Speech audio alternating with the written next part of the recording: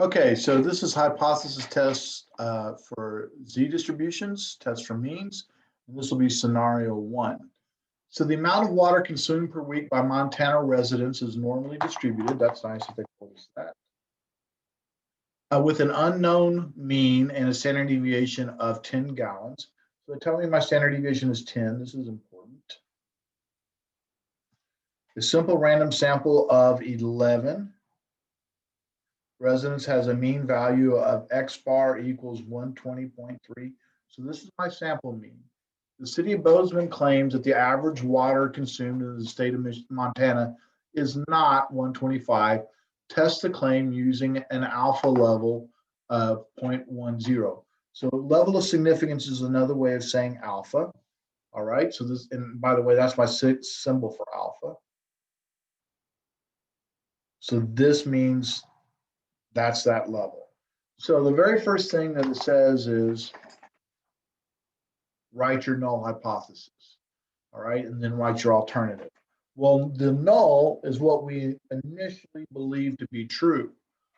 All right, well, what they initially believed to claim for Montana is that the mean amount of water is 125. All right.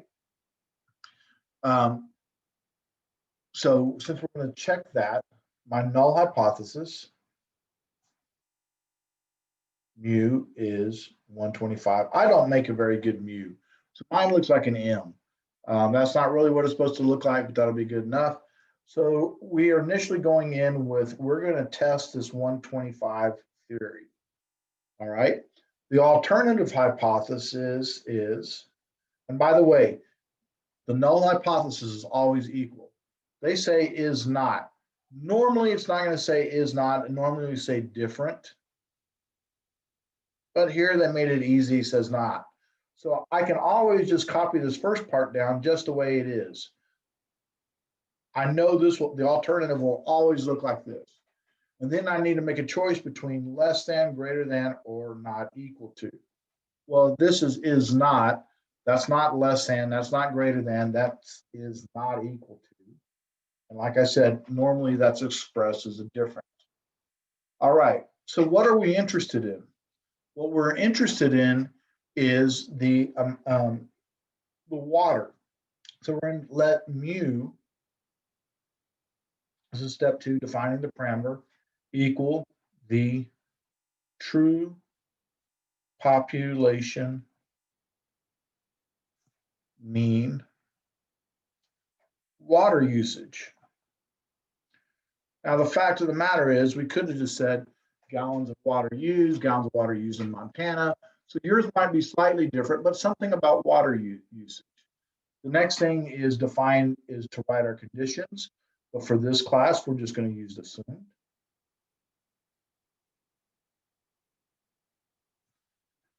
Then write the equation. Well, our equation is T equals X bar minus mu, excuse me, Z equals X bar minus mu, sigma divided by the square root of n. In about 3 weeks, we'll be talking about T, but not right now. Then it says draw the graph and shade. So what's my graph going to look like? Well, my graph is going to look something like this.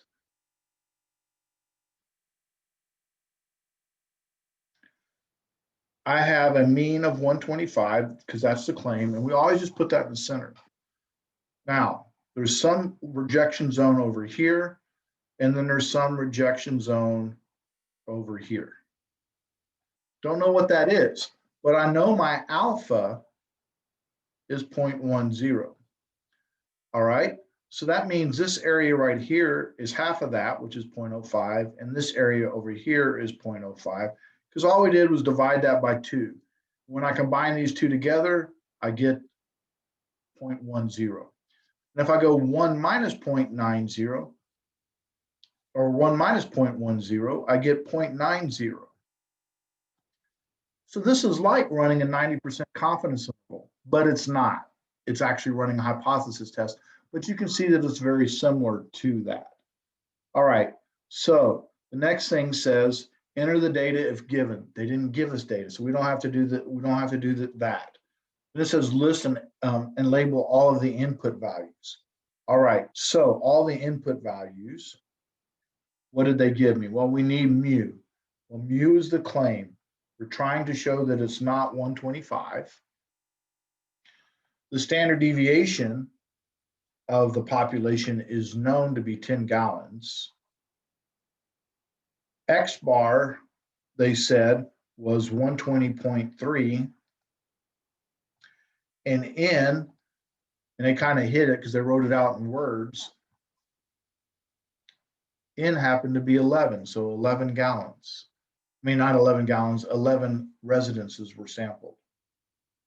Okay, so the next thing says plug into the values into the equation.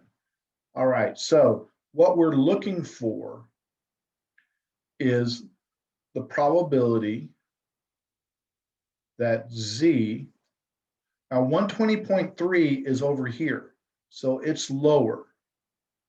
So I'm going to use a less than symbol right here. 120.3 minus my mean, which is 125, over my standard deviation, which is 10, divided by the square root of N, which is just 11. Now, we have to do something that's a little bit weird. All right? Only do this for not equal. Because our alternative up here was not equal, we have to do one thing different because this didn't match. I just need to put a 2 times right here. Just write 2 times in front. Don't worry about it and only do this for not equals. If you have a not equal alternative, you need to put a 2 times there. There's a long reason why. I don't want to, if you want to talk to me about it later, we can, but I don't want to use our time right now doing that.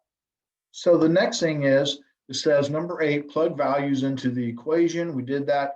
Number 9, calculate the Z and P values. Here we go. We're going to go to our calculator. We're going to go stat, test, and also down again. That's a stat button, then the test button. And Z test happens to be the first one, and that's what we want, is we're doing a Z test. My mean was 125. The standard deviation is 10. The sample mean was 120.3. My sample size was 11. Now, our alternative hypothesis was not equal. So we're going to select the not equal sign on the calculator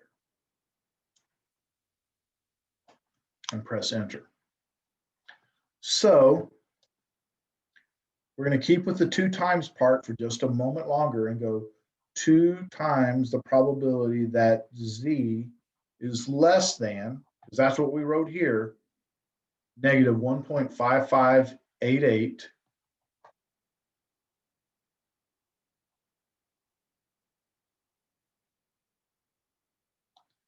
equals, and we're going to 4 decimal places, 0.1190. All right, so let me do that again. I'm going to run through that one more time. All right, so here we go. Stat, test, Z test, mean of 125, standard deviation of 10, X bar of 120.3, sample size 11, mean not equal to. Then I calculate and I get 0.1190. All right, and the only reason I use that 2 times is because my HA had a not equal. That's the only time we're going to put the 2 times in front. All right, you don't have to do anything with it. Just know that you need to do that. This right here is our p-value. So we need to write our alpha. And they told us up at the top that our alpha level was, and I kind of covered it up, this was a 0.10. So our alpha level is 0.10. Now take a moment and make these the same length. This has 4 decimal places, so this needs 4 decimal places. Well, 1190 is definitely greater than 1,000. All right, so I'm going to go look at my recipe card and see what my decision is. Is our p-value less? No, our p-value was greater, so we're going to fail to reject the null. So my decision is fail to reject the null. So that's my decision.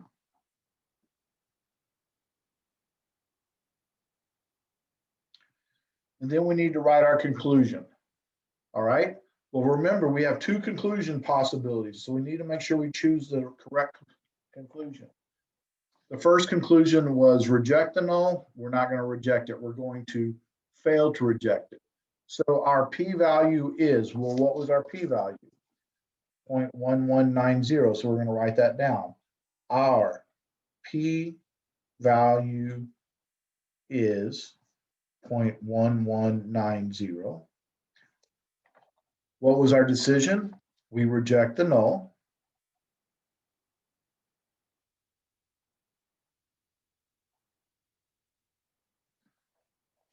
And that's what, or excuse me, I'm sorry. That's a mistake. We failed to reject the null.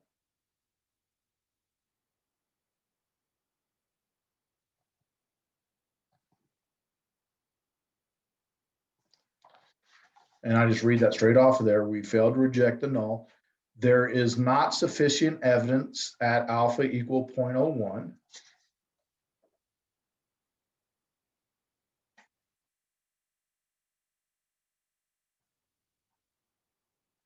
Not sufficient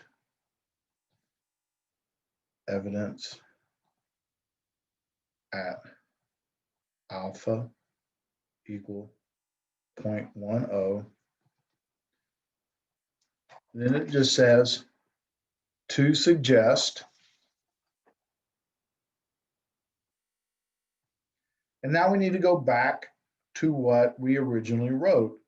That, well, what did we write as our parameter? The true population mean water usage. So I'm going to write that to suggest that the true population mean water usage is, now I need to restate the alternative in words, is different than 125. Is different than 125 gallons. Some of you may have chosen to write is not equal to 125 gallons, and that would be fine too. So we went through the whole thing and we said, okay, we wrote our null hypothesis, which is always equal. Our alternative, let me try that again. Our alternative is mu and 125, so the same, but they use the word is not, which means it's different or not equal to. We defined the parameter. We said the conditions were assumed, and we're always going to do that. We wrote our equation. We drew a picture, and they said that this X bar, our sample mean, which is right here, is 120.3. So I kind of want to talk just really quickly about that. And really quickly, we got a p-value of 0.1190. So the chance that I would get a 120.3 or more extreme is equal to 11.9%. Okay, well, that's uncommon, but it's not super rare. It could happen by random chance alone almost 12% of the time. So because of that, we're going to fail to reject because we compared it to our alpha level of 10%. Now, one other thing, we only do the multiplying by 2 if it's not equal. And lastly, we can say that there is some evidence to say that 125 is not it. Why? That's not 125. All right, so there's some evidence to say that it's not 125, but there's not enough evidence to reject it. It's like saying, well, we know the murderer is a male. Well, that's some evidence to say that I could be the murderer because I am a male. But it's probably not enough because about half the population is male. Then you can sit there and go, well, they teach at Reagan. Now all of a sudden we're getting to a smaller group. and et cetera, et cetera. And at some point, there's so much evidence that you're going to have to reject my innocence and say, Mr. Spencer is the one who murdered statistics. All right, that will be this scenario. We'll be doing a greater than and less than scenario in the upcoming videos. This was the not equal to scenario in the scenario one. Thank you for watching.